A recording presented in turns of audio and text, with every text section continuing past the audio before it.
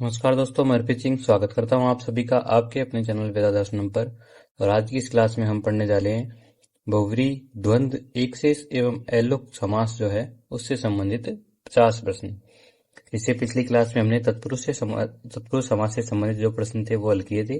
चलिए शुरू करते हैं। पहला प्रश्न, अनेकमन्य पदार्थे इति सूत्रस्य वृत्ति संदर्भे किम कथनम सत्यम अस्ति। अनेकमन्य पदार्थ की जो वृत्ति है उससे संबंधित जो कथन है वो देखना है कौन सा सही होगा। अत्र केवलम द्वयोपदयो समासः भवति, अत्र अन्य पदार्थस्य प्रधानता अनिवार्या नास्ति। अनेकम प्रथमान्तम अन्य पदार्थे वर्तमानं वा समस्यते, अत्र पूर्वपदस्य अर्थः नित्यम प्रधानः भवति। देखिए यहाँ पर जो ऑप्शन 3 है, ऑप्शन सी, ये बिल्कुल सही हो जाएगा। अनेकम प्रथमान्तम अन्य पदार्थे वर्तमानम वा समस्यते।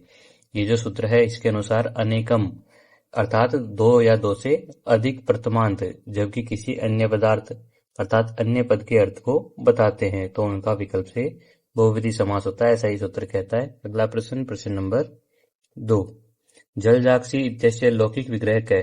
जलजाक्षी का लौकिक विग्रह देखना है हमें। जलजे इव अक्षिणी यस्यासा, जलजे च अक्षिणी च, जलजेन अक्षिणी या जलजेसु अक्षिणी यस्यासा।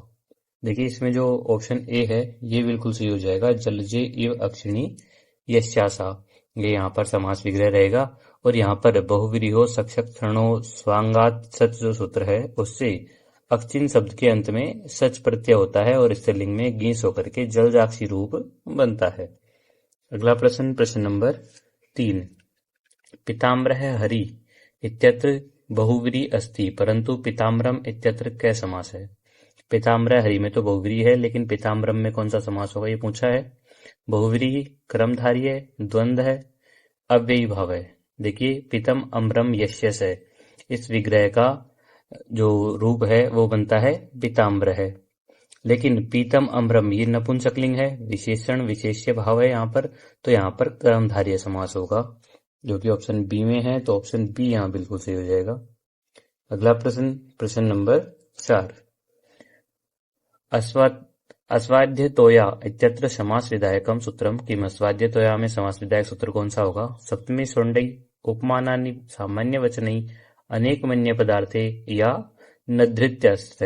देखिए यहाँ पर जो ऑप्शन सी है अनेकमन्य पदार्थे ये बिल्कुल सही हो जाएगा। आस्वाद्यानि तोयानि यस्यासा, इसका जो समास है वो होता है आस्वाद्य तोया। यहाँ पर जो तोय है वो शब्द उत्तर पद में है और अन्य पदार्थ की प्रधानता है, अन्य पदार्थ अर्थात नदी की प्रधानता है, तो यहाँ पर भी बहुव्रीहि समास होगा जो अनेकमन्य पदार्थ से होता है। अगला प्रश्न, प्रश्न नंबर 5, उद्धृतोदना इति समस्त पदस्य विग्रह कै। उद्धृतम ओदनम यस्यासा, उद्धृत है ओदन है यस्मात् है, उद्धृतेन ओदनेन या उद्धृताय ओदनाय। देखिए यहाँ पर उद्धृतम ओदनम यस्यासा ये विग्रह होगा, ऑप्शन ए। इसका अर्थ होता है जिससे भात निकाल लिया गया है वह थाली। यहाँ पर जो है समानाधिकरण बहुव्रीहि होगा पंचमी के अर्थ में। अगला प्रश्न, प्रश्न नंबर 6, चक्रपाणी इत्यत्र कै बहुव्रीहि भेदः अस्ति। चक्रपाणी में बहुव्रीहि का जो भेद है वो कौन सा है। समानाधिकरण, व्याधिकरण, तुल्य योग, उपमान पूर्व पद। देखिए यहाँ पर चक्र पाणौ यस्य से ये विग्रह रहेगा और जब विग्रह में जो विग्रह वाक्य होता है इसमें दोनों पदों में विभक्तियां अलग अलग हो तो उसको हम व्याधिकरण बहुव्रीहि समास कहते हैं, तो ऑप्शन बी यहाँ बिल्कुल सही हो जाएगा, व्याधिकरण है। अगला प्रश्न, प्रश्न नंबर 7, अधोलिखितेषु समानाधिकरण बहुव्रीहि इत्यस्य उदाहरणम नास्ति। समानाधिकरण बहुव्रीहि का उदाहरण कौन सा नहीं है ये देखना है। प्राप्तोदय, ऊर्ध्व है, शूलपाणी, उपरित पशु। देखिए यहाँ पर ये जो उदाहरण आया है शूलपाणी, यहाँ पर व्याधिकरण बहुव्रीहि होगा। बाकी शेष सभी में जैसे प्राप्तोदकम यम, ऊडो रथो येन, उपरित पशु यस्मई, इन दोनों में प्रथमा विभक्ति होने के कारण समानाधिकरण बहुव्रीहि है, तो व्याधिकरण बहुव्रीहि का उदाहरण है शूलपाणी, तो शूलपाणी जो है वो यहाँ सही हो जाएगा, ऑप्शन सी। अगला प्रश्न, प्रश्न नंबर 8, प्राप्तोदकः ग्रामः इत्यत्र प्राप्त पदस्य पूर्व निपातः केन सूत्रेण भवति। प्राप्तोदकः ग्रामे में प्राप्त पद का पूर्व निपात किस सूत्र से होगा। सप्तमी विशेषण बहुव्रीहि हो, उपसर्जनम पूर्वम, वाहिताग्न्यादिषु या द्वंद्वे जी। देखिए बहुव्रीहि समास में सप्तम्यंत और विशेषण पद का जो है पूर्व निपात सप्तमी विशेषण बहुव्रीहि हो सूत्र के द्वारा होता है। तो ऑप्शन ए यहाँ बिल्कुल सही हो जाएगा। अगला प्रश्न, प्रश्न नंबर 9। लंबकर्ण इति पदे अन्य पदार्थ है कै बोध्य थे। लंबकर्ण में अन्य पद का बोध किससे होता है? विशालय कर्ण, केवलम कर्ण है, कश्चन पुरुष है या लंबमानम सूत्रम। देखिए यहाँ पर लंबौ कर्णौ यस्य है, ये विग्रह रहेगा। तो यहाँ पर जो कर्ण है वो लंब कर्ण या फिर जो लंब है वो प्रधान रहेगा। तो व्यक्ति या प्राणी के बारे में कोई बात नहीं हो रही। तो यहाँ पर जो ऑप्शन 3 है कश्चन पुरुष है, ये बिल्कुल सही हो जाएगा। ठीक है, कश्चन पुरुष है, इसकी जगह पे ऐसा हो सकता है गर्दभय वा, अर्थात लंबे कानों वाला कोई विशेष पुरुष या फिर गधा। अगला प्रश्न, प्रश्न नंबर 10। बहुव्रीहि समासस्य संदर्भे असत्यम कथनम चिनुतः। बहुव्रीहि समास के संदर्भ में असत्य कथन। अत्र उभय पदार्थ प्रधानता भवति, अत्र प्रथमांत पदानाम समासः प्राय भवति, चित्रगु अस्य प्रसिद्धम उदाहरणम अस्ति, या अत्र अन्य पदार्थ है प्रधान है भवति। देखिए बहुव्रीहि समास जो है उसमें अन्य पद जो है वो प्रधान रहता है, अन्य पदार्थ प्रधान होता है। तो यहाँ पर जो ऑप्शन ए है ये बिल्कुल सही हो जाएगा। अत्र उभय पदार्थ प्रधानता भवति। उभय पदार्थ की जो प्रधानता है वो द्वंद्व समास में होती है। ठीक है, तो पहला कथन जो है वो असत्य है। अगला प्रश्न, प्रश्न नंबर 11 है। सुमेलितम कुरुतः, मिलान करना है यहाँ पर हमें। देखिए ऊढ़ रथ है, इसका विग्रह होगा ऊढ़ रथ है येन स। उपरित पशु, इसका जो विग्रह है वो हो जाएगा उपरित है पशु यस्मै स। उद्धृतोदना, उद्धृतम ओदनम यस्यासा, और पीताम्बर है पीतम अम्रम यस्यस। इस तरह से 4 2 3 1 ऑप्शन ए में है, तो ऑप्शन ए यहाँ बिल्कुल सही हो जाएगा। अगला प्रश्न, प्रश्न नंबर 12 है। मयूर व्यंसकादयश्च सूत्रेण अन्य पदार्थ विवक्षायाम कै समास है सिद्ध भवति। सूत्र से अन्य पदार्थ की विवक्षा में कौन सा समास होता है? केवलम कर्मधारय, तत्पुरुष है, अव्ययी भाव है, द्वंद्व है। देखिए ये जो सूत्र है वो निपातन से तत्पुरुष समास करता है। तो यहाँ पर जो ऑप्शन बी है तत्पुरुष है, ये बिल्कुल सही हो जाएगा।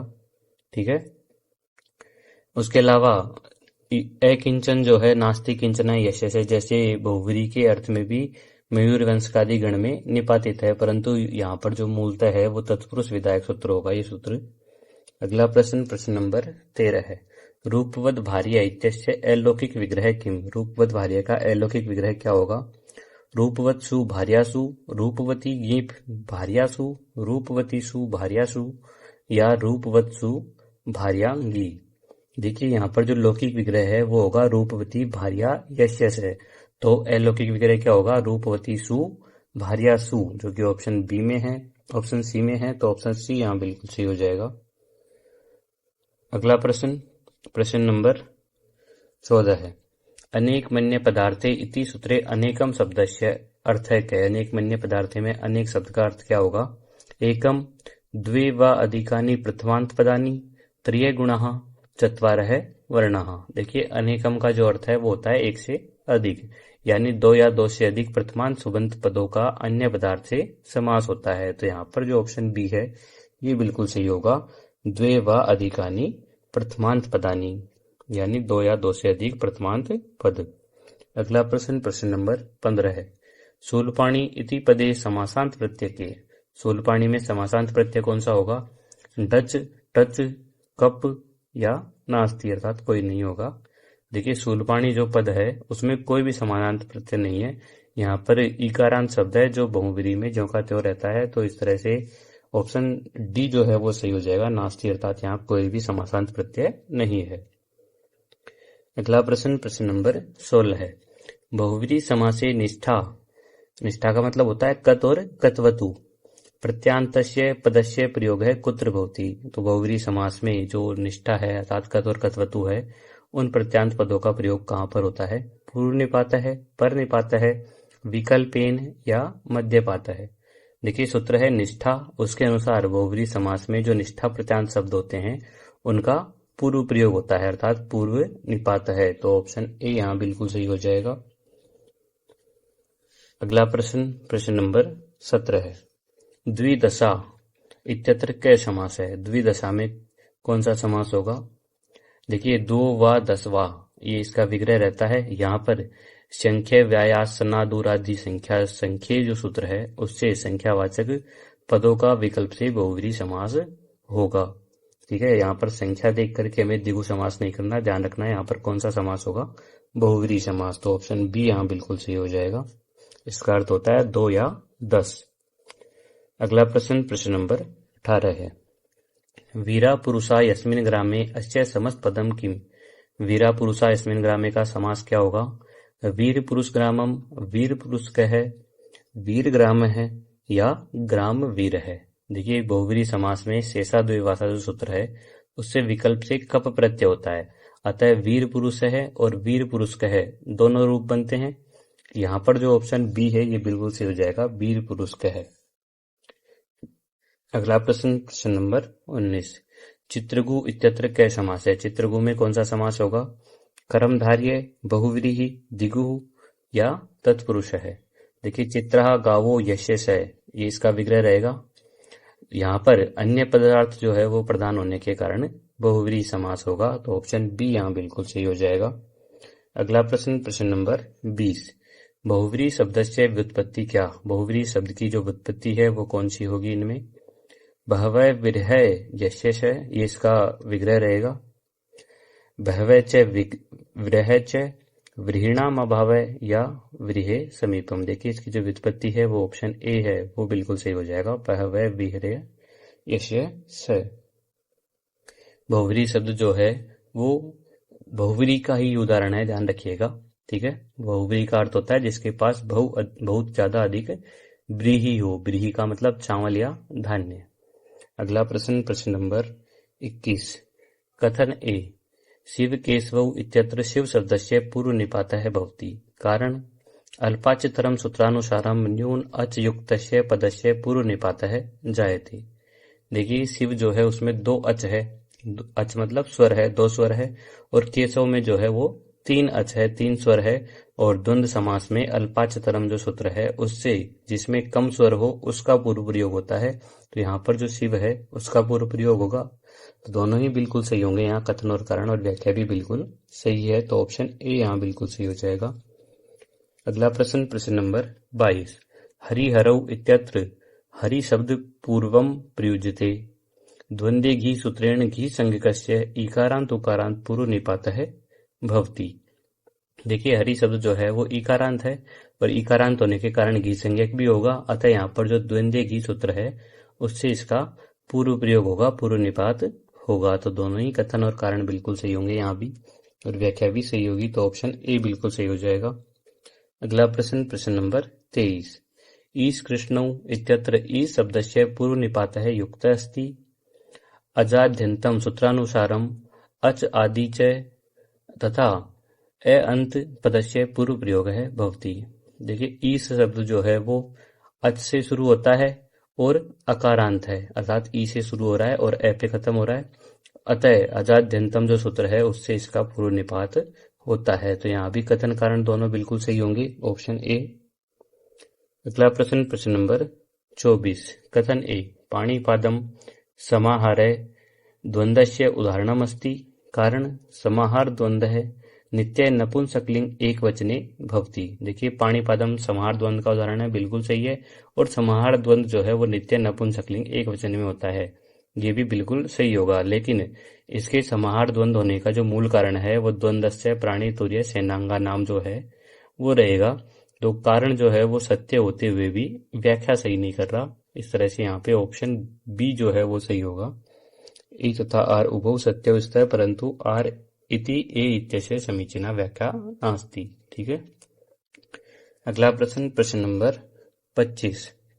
कथन ए। माता पितरौ इत्यत्र माता पदस्य पूर्व निपातः भवति। कारण अव्यर्हितं च वार्तिकानुसारम पूज्य पदस्य पूर्व प्रयोगः भवति। देखिए द्वंद्व समास जो होता है उसमें जो अधिक पूज्य होता है अर्थात अव्यर्हित हो उसका पूर्व प्रयोग होता है, और यहाँ पे जो वार्तिक है वो लगती है अव्यर्हितम च, और माता पिता जो है उनमें माता को अधिक पूजनीय माना गया है, तो माता जो है उनका पूर्व निपात होता है, पूर्व प्रयोग होता है। तो दोनों ही कथन और कारण बिल्कुल सही होंगे यहाँ। तो ऑप्शन ए जो है वो बिल्कुल सही हो जाएगा। अगला प्रश्न, प्रश्न नंबर 26। अधोलिखितेषु असंगतम विकल्पम असंगतम युग्मम चिन्हुत। यहाँ पर असंगत युग्म का चयन करना है। एक तरफ सूत्र है, दूसरी तरफ उसका उदाहरण है। द्वंद्वेघी हरिहरौ अल्पाचतरम शिव केशवौ अजाध्यंतम ईश कृष्णौ अव्यरहितम च कुस्कासम। देखिए यहाँ पर जो कुस्कासम है उसमें अव्यरहितम च नहीं लगेगा, यहाँ पर जो अल्पाचतरम है वो लगेगा। तो इस तरह से यहाँ पर जो ऑप्शन डी है वो गलत होगा, वो असंगत होगा। ठीक है, अव्यरहितम का जो उदाहरण है वो माता पितरौ या फिर श्रद्धा मेघे जो है वो रहेगा, ये भी ध्यान रखिएगा। और रामकृष्ण एकमात्र ऐसा उदाहरण है जिसमें अल्पाचतरम और अव्यरहितम च दोनों लग सकते हैं, ध्यान रखिएगा ये भी। अगला प्रश्न, प्रश्न नंबर 27। दधिपयसम इत्यत्र असंगत कथनम किम। दधिपयसम में असंगत कथन कौन सा होगा?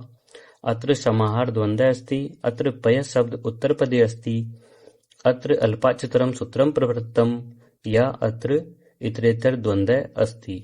देखिए दधि च पयस च एत्यो समाहार है, ये विग्रह रहेगा, इसका रूप बनता है दधिपयसम। यहाँ पर समाहार द्वंद्व समास है, इतरेतर नहीं होगा। अगर इतरेतर होता है यहाँ पर तो द्विवचन का रूप बनता है दधिपयसी, लेकिन यहाँ पर क्या बना है दधिपयसम, तो यहाँ पर समाहार द्वंद्व समास है। ऑप्शन डी जो है वो यहाँ असंगत हो जाएगा। अगला प्रश्न, प्रश्न नंबर 28। संज्ञा परिभाषम इत्यत्र क विग्रह। संज्ञा परिभाषम का विग्रह क्या होगा? संज्ञा च परिभाषा च एतयो समाहार है, संज्ञा च परिभाषा च, संज्ञा यही परिभाषा, संज्ञा या परिभाषा। देखिए यहाँ पर जो है संज्ञा च परिभाषा च एतयो समाहार है, ये विग्रह रहेगा, तो ऑप्शन ए जो है बिल्कुल सही हो जाएगा। ठीक है, यहाँ पर जो है वार्तिक लगी है अध्ययनतो अविप्रकृष्ट आख्यानम, जो वार्तिक है उस वार्तिक से शस्त्रवाचक शब्दों का समाहार द्वंद्व होता है। अगला प्रश्न, प्रश्न नंबर 29। च इत्यस्य कति अर्थात द्वंद्व समासे गृह्यन्ते। च के कितने अर्थ द्वंद्व समास में ग्रहण किए गए हैं? समुच्चय अन्वाच्यो, इतरेतर समाहारो, सर्वे चत्वारः है, या केवलम समुच्चय। देखिए च जो है उसके 4 अर्थ होते हैं, समुच्चय, अन्वाच्य, इतरेतर और समाहार। और इनमें से जो समुच्चय और अन्वाच्य है उनमें एकार्थी भाव सामर्थ्य न होने से समास नहीं होता, तो केवल इतरेतर और समाहार जो है उसमें ही समास होता है। तो यहाँ पर जो ऑप्शन बी है ये बिल्कुल सही होगा, इतरेतर समाहारो। अगला प्रश्न, प्रश्न नंबर 30। पाणिपादम इत्यत्र समाहार द्वंद्व विधायकम सूत्रम किम। पाणिपादम में समाहार द्वंद्व विधायक सूत्र कौन सा है? द्वंद्वस्य प्राणी तुर्य से नंगानाम स नपुंसकम तद्धितश्चा सर्वविभक्ति या द्वंद्वेघी। देखिए यहाँ पर जो है द्वंद्वस्य प्राणी तुर्य से नंगानाम जो है ये बिल्कुल सही हो जाएगा, ऑप्शन ए। क्योंकि प्राणी, वाद्य यंत्र और सेना के अंगों का जो समास है वो समाहार द्वंद्व होता है, और वो द्वंद्वस्य प्राणी तुर्य से नंगानाम जो वार्तिक है उससे होता है। और इसके बाद में स नपुंसकम सूत्र से ये नपुंसकलिंग एक वचन में हो जाता है। अगला प्रश्न, प्रश्न नंबर 31। समाहार द्वंद्व समासस्य वैशिष्ट्यम किम। समाहार द्वंद्व समास का वैशिष्ट्य क्या होगा? इदम नित्यम द्विवचने भवति, अत्र अन्य पदार्थ है प्रधानः भवति, इदम नित्यम नपुंसकलिंग एकवचने भवति, अथवा अत्र उत्तर पदम प्रधानम भवति। देखिए यहाँ पर जो है स नपुंसकम सूत्र जो है उससे समाहार द्वंद्व और समाहार द्विगु जो है वो हमेशा नपुंसकलिंग एक वचन में होते हैं, तो यहाँ पर जो ऑप्शन सी है ये बिल्कुल सही हो जाएगा, इदम नित्यम नपुंसकलिंग एक वचने भवति। अगला प्रश्न, प्रश्न नंबर 32। राम लक्ष्मणों इत्यत्र क समास है। राम लक्ष्मणों ने कौन सा समास होगा? इतरेतर द्वंद्व है, समाहार द्वंद्व है, एक शेष द्वंद्व है, या अव्ययी भाव है। देखिए यहाँ पर जो विग्रह है वो रहेगा रामस्य लक्ष्मणस्य। दोनों पदों का अपना अपना जो अर्थ है वो प्रधान है, अलग अलग अर्थ प्रधान है, तो यहाँ पर जो है वो इतरेतर द्वंद्व समास बिल्कुल सही होगा, ऑप्शन ए। अगला प्रश्न, प्रश्न नंबर 33। अजाध्यदंतम सूत्रस्य शुद्धम उदाहरणम चिनुत है। इस सूत्र का उदाहरण देखना है। ईश कृष्णौ, हरिहरौ, रामकृष्णौ, या शिव केशवौ। देखिए जो सूत्र है वो जहाँ पर अच जो है, अच अर्थात स्वर से शुरू हो जो शब्द, और जो शब्द ए या रेस्व ए पर समाप्त हो, जैसे ईश है उसका द्वंद्व समास होता है। उसका पूर्व प्रयोग होता है द्वंद्व समास में। तो इस तरह से इस सूत्र का उदाहरण जो है वो ईस कृष्ण हो जाएगा, क्योंकि यहाँ पर ईस में शुरू में भी स्वर आ रहा है और अंत में ए आ रहा है। इस तरह से ऑप्शन ए। अगला प्रश्न, प्रश्न नंबर 34। वाक्च त्वक्च अस्य समस्त पदम किम। वाक्च त्वक्च, इसका समस्त पद क्या होगा? वाक्त्वचम, वाक्त्वचौ, वाक्त्वक या वाक्त्वच है। देखिए, प्राणी के अंग होने के कारण यहाँ पर जो है वो समाहार द्वंद्व समास होगा, और द्वंद्वाचु दसह हंता जो समाहार है, जो समाहार सूत्र है, उससे त्वच के बाद में, त्वच अर्थात जहाँ पर च अंत में हो, उसके बाद में समासांत टच प्रत्यय होकर के नपुंसकलिंग में यहाँ पर वाक् त्वचम जो रूप है वो बनेगा। तो ऑप्शन ए जो है यहाँ बिल्कुल सही हो जाएगा। अगला प्रश्न, प्रश्न नंबर 35। अहिर नकुलः इत्यत्र समास कारणम किम। अहिर नकुलः में समास किस वजह से हुआ है? प्राण्यंगवाचकत्वात्, येषां च विरोधः शाश्वतिकः, सेनांगत्वात् या घिसंज्ञत्वात्। देखिए, यहाँ पर अयश्च नकुलस्य तेषां समाहार है, ये विग्रह रहेगा, और ये दोनों ही जो प्राणी हैं उनमें शाश्वत वैर होता है, अर्थात जिन प्राणियों में जन्मजात शाश्वत वैर होता है वहां पर समाहार द्वंद्व समास होता है। तो यहाँ पर जो ऑप्शन बी है ये बिल्कुल सही हो जाएगा। ये शाम च विरोध है शाश्वतिक है, अर्थात इनमें जो विरोध है वो रहता है शाश्वत। अगला प्रश्न, प्रश्न नंबर 36। द्वंद्व समासे अल्पाचतरम नियमस्य अपवादः क्व दृश्यते। द्वंद्व समास में अल्पाचतरम का जो नियम है उससे अपवाद किस तरह दिखता है? शिव केशवौ, ईश कृष्णौ, ऋतु नक्षत्र द्वंद्वेषु बहुलम या प्राणी पादम। देखिए, ऋतु नक्षत्र द्वंद्वेषु जो वार्तिक है उससे ऋतुओं और नक्षत्रों के द्वंद्व में अल्पाचतरम का जो नियम है वो विकल्प से लगता है। जैसे शिष्या विद्यौ और विद्या शिष्यौ, ये दो रूप बनते हैं। तो इस तरह से यहाँ पे जो ऑप्शन सी है ये बिल्कुल सही हो जाएगा, ऋतु नक्षत्र द्वंद्वेषु बहुलम। अगला प्रश्न, प्रश्न नंबर 37। धर्मार्थ काम मोक्षा इत्यत्र समासांत लिंगम कस्य अनुसारम भवति। इसमें जो समासांत लिंग है वो किसके अनुसार हुआ है? पूर्व पदानुसारम, उत्तर पदानुसारम, नपुंसकलिंगम या स्त्रीलिंगम। देखिए, यहाँ पर जो सूत्र है वो लगता है परवलिंगम द्वंद्व तत्पुरुष हो। इस सूत्र के अनुसार द्वंद्व और तत्पुरुष समास में लिंग का जो निर्धारण है वो हमेशा बाद वाले पद के अनुसार होता है, उत्तर पद के अनुसार होता है। तो ऑप्शन बी यहाँ बिल्कुल सही हो जाएगा, उत्तर पदानुसारम। अगला प्रश्न, प्रश्न नंबर 38। द्वंद्व समासी च इत्यस्य अन्वाचय अर्थे समासः किमर्थम न भवति।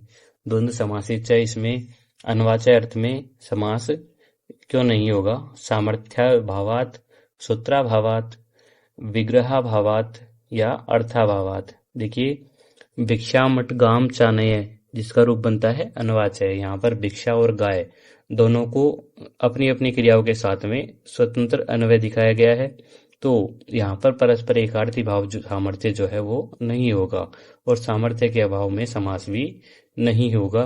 तो ऑप्शन ए जो है यहाँ बिल्कुल सही हो जाएगा, सामर्थ्य भावात। अगला प्रश्न, प्रश्न नंबर 39।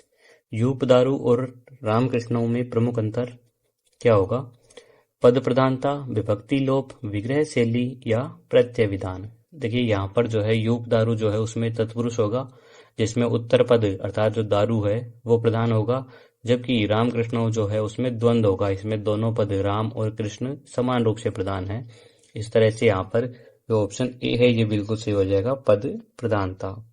अगला प्रश्न, धव खादिरव इत्यत्र पूर्व पदम धव किमर्थम। धव खादिरव में जो पूर्व पद है धव वो किस अर्थ में होगा? अव्यर्हितत्वात्, अल्पाचतरत्वात्, घीसंज्ञकत्वात् या लघुक्षरत्वात्। देखिए, धवाश्चय खदिराश्चय ये इसका विग्रह रहता है। यहाँ पर जो धव है उसमें दो अचाएं हैं अर्थात दो स्वराएं हैं, और खदिर में तीन अचाएं हैं। तो ध्वय जो है वो खदिर से छोटा हुआ, अतः यहाँ पर जो अल्पाचतरम सूत्र है उससे इसका पूर्व प्रयोग होगा। तो ऑप्शन बी यहाँ बिल्कुल सही हो जाएगा, अल्पाचतरत्वात्। अगला प्रश्न, प्रश्न नंबर 41। पितरौ इत्यस्य पूर्ण विग्रह क्या है? पितरौ का पूरा विग्रह क्या होगा? पिताच पिताच, माताच पिताच, माताच माताच या पितु पिता। देखिए, यहाँ पर जो है माताच पिताच ये विग्रह रहेगा, तो ऑप्शन बी यहाँ बिल्कुल सही हो जाएगा। और पिता मात्रा जो सूत्र है उससे माता और पिता के द्वंद्व में केवल पिता शब्द विकल्प से शेष रहता है। और यहाँ पर एक शेष द्वंद्व समास होता है। उसके अलावा विकल्प से होता है, इसलिए माता पितरौ जो रूप बनेगा वो भी यहाँ पर शुद्ध होगा। अगला प्रश्न, प्रश्न नंबर 42। हंसौ इत्यस्य एक शेष विग्रह क। हंसौ का एक शेष विग्रह क्या रहेगा? हंसी च हंसश्च, हंसः च हंसः च, हंसी च हंसी च, या हंसाय हंस है। देखिए यहाँ पर जो है हंसी च हंसश्च ये विग्रह रहेगा। ऑप्शन ए जो है बिल्कुल सही हो जाएगा। यहाँ पर जो सूत्र है वो लगेगा पुमान स्त्रिया। इस सूत्र से पुल्लिंग और स्त्रीलिंग के जो भी द्वंद्व होंगे उनमें जो पुल्लिंग का शब्द है वो शेष रहता है। अतः हंसी च हंसश्च इसका जो रूप बनेगा वो हंसौ बन जाएगा। अगला प्रश्न, प्रश्न नंबर 43। सुमेलितम कुरुते, इनका मिलान करना है। ठीक है, एक शेष वाले रूप है सारे के सारे। एक तरफ हमको विग्रह दिया गया है, एक तरफ उनसे संबंधित विग्रह दिए गए हैं, एक तरफ समास दिया गया है। देखिए, भ्रातरौ भ्राता च स्वसा च, पुत्रौ पुत्रश्च दुहिता च, स्वसुरौ स्वस्रश्च स्वसुरश्च, पितरौ माता च पिता च। इस तरह से ऑप्शन ए जो है यहाँ बिल्कुल सही होगा। 1 2 3 4। अगला प्रश्न, प्रश्न नंबर 44। युधिष्ठिर इत्यत्र ऐलुक विधायकम सूत्रम किम। युधिष्ठिर में ऐलुक विधायक सूत्र कौन सा होगा? तत्पुरुषे कृति बहुलम, हलदंता सप्तम्या संज्ञायाम, अमूर्ध मस्तकात, या कर्तरी चर्ची देवतयो। देखिए, युधि जो है इसमें सप्तमी है, युधिष्ठिर। यहाँ पर युधि एक हलंत शब्द है और यहाँ पर जो है एक जो है वो संज्ञा होगा, नाम होगा। अतः हलंत ये जो सूत्र है हलदंतात सप्तम्या संज्ञायाम, इस सूत्र से सप्तमी का एलुक हो जाएगा। एलुक अर्थात लोप का अभाव हो जाएगा और इष्टुत्व होकर के युधिष्ठिर रूप जो है वो बनेगा। तो ऑप्शन बी यहाँ बिल्कुल सही हो जाएगा, हलंतात सप्तम्या संज्ञायाम। अगला प्रश्न, प्रश्न नंबर 45। अंतेवासी इत्यत्र क समास है। अंतेवासी में कौन सा समास होगा? द्वितीय तत्पुरुष, एलुक तत्पुरुष, उपपद तत्पुरुष, या षष्ठी तत्पुरुष। देखिए, अंतेवस्ति इति अंतेवासी, तो यहाँ पर अंत जो है वो समीप, इसका अर्थ होता है समीप। इस अर्थ में यहाँ पर सप्तमी विभक्ति जो है उसका लोप नहीं होगा। सप्तमी विभक्ति है अंत्य में, तो अंत्य का लोप नहीं होगा। तो यहाँ पर जो है एलुक तत्पुरुष समास होगा, ऑप्शन बी। अगला प्रश्न, प्रश्न नंबर 46। आत्मने पदम इत्यत्र कस्य पदस्य विभक्ति सुरक्षिता अस्ति। आत्मने पदम उभयम कोपी नास्ति। देखिए, आत्मने जो है इसमें चतुर्थी विभक्ति है और एलुक समास में जब भी पूर्व पद होता है, जैसे यहाँ पर है आत्मन, उसकी विभक्ति जो है उसका लोप नहीं होता। तो यहाँ पर जो आत्मन है उसकी विभक्ति का लोप नहीं हुआ है। ऑप्शन ए बिल्कुल सही हो जाएगा। और आत्मने में चतुर्थी विभक्ति है, ये भी ध्यान रखिएगा। ठीक है, अगला प्रश्न, प्रश्न नंबर 47। देवानाम प्रिय इत्यत्र क समास है। षष्ठी एलुक तत्पुरुष, चतुर्थी तत्पुरुष, बहुव्रीहि, या द्वंद्व है। देखिए, देवानाम प्रिय यहाँ पर जो है देवानाम में षष्ठी विभक्ति रहेगी, तो यहाँ पर षष्ठी तत्पुरुष समास होगा। लेकिन निंदा या फिर मूर्ख अर्थ में जो है षष्ठ्या आक्रोशीय सूत्र से देवानाम की जो षष्ठी विभक्ति है उसका लोप नहीं होता, एलुक रहता है। इस तरह से यहाँ पे जो ऑप्शन ए है ये बिल्कुल सही होगा, षष्ठी एलुक तत्पुरुष। अगला प्रश्न, प्रश्न नंबर 48। सर्चिजम इत्यत्र एलुक प्रक्रिया केन सूत्रेण भवति। सर्चिजम में जो एलुक की प्रक्रिया है वो कौन से सूत्र से होगी? तत्पुरुषे कृति बहुलम, सप्तम्या एलुक, प्रादि तत्पुरुष, या उपपद समास। देखिए, यहाँ पर जो है सरसी जायते इति ये इसका समास विग्रह रहेगा और यहाँ पर जो जय है वो कृदंत है अर्थात कृत प्रत्यांत है। और तत्पुरुषे कृति बहुलम जो सूत्र है उससे कृदंत के परे रहने पर सप्तमी का बहुलता से एलुक होता है अर्थात लोप का अभाव होता है। तो इस तरह से यहाँ पे जो ऑप्शन ए है ये बिल्कुल सही होगा, तत्पुरुषे कृति बहुलम। इस सूत्र से यहाँ पर एलुक की प्रक्रिया होगी। अगला प्रश्न, प्रश्न नंबर 49। दंपत्ति इत्यस्य वैकल्पिकम रूपम किम। दंपत्ति का वैकल्पिक रूप क्या होगा? जमपत्ति, जायापति, भार्यापति, या उपयुक्तानि सर्वाणि। देखिए, जाया च पतिश्चय ये विग्रह रहता है। यहाँ पर जाया शब्द को दम, जम और जाया तीनों आदेश होते हैं और इसके साथ ही यहाँ पर भार्यापति जो रूप है वो भी बनता है। तो इस तरह से यहाँ पर 4 रूप बनते हैं। तो तीनों ही रूप जो दिए गए हैं वो तीनों ही सही होंगे। तो ऑप्शन डी जो है वहां सही हो जाएगा, उपयुक्तानि सर्वाणि। अगला प्रश्न, प्रश्न नंबर 50। एलुक् समासस्य मुख्यम वैशिष्ट्यम किम। एलुक् समास का मुख्य वैशिष्ट्य क्या है? पूर्वपदस्य विभक्ते ऐदर्शनम, पूर्वपदस्य विभक्ते श्रवणम, उत्तरपदस्य लोप है, सर्वपदानाम लोप है। देखिए लुक जो है उसका अर्थ होता है लोप, लोप अर्थात ऐदर्शन, और एलुक जो है उसका अर्थ होता है लोप का न होना। और समास होने पर प्राय शुभ विभक्तियों का लोप हो जाता है सुपो धातु प्रातिपदिकों से। लेकिन जहां पर पूर्व पद की जो विभक्ति है वो बनी रहे अर्थात सुनाई दे, उसे हम एलुक समास कहते हैं। तो यहाँ पर जो है ऑप्शन बी बिल्कुल सही होगा, पूर्व पदस्य विभक्ति श्रवणम। इस तरह से हमारी इस क्लास के पूरे 50 प्रश्न हो चुके हैं। अगली क्लास में हम जो सभी समास है उनसे संबंधित 50 प्रश्न हल करेंगे मिक्स में। तो अगली क्लास के लिए चैनल को सब्सक्राइब जरूर कीजिएगा। आज की वीडियो कैसी लगी कमेंट करके जरूर बताइए, और इसी तरह के प्रश्नों की क्विज खेलने के लिए हमारा जो टेलीग्राम चैनल है उसे ज्वाइन जरूर कीजिएगा, जिसका लिंक आपको डिस्क्रिप्शन में मिल जाएगा। मिलते हैं अगली क्लास में, तब तक के लिए धन्यवाद। जयतु संस्कृतम जयतु भारतम।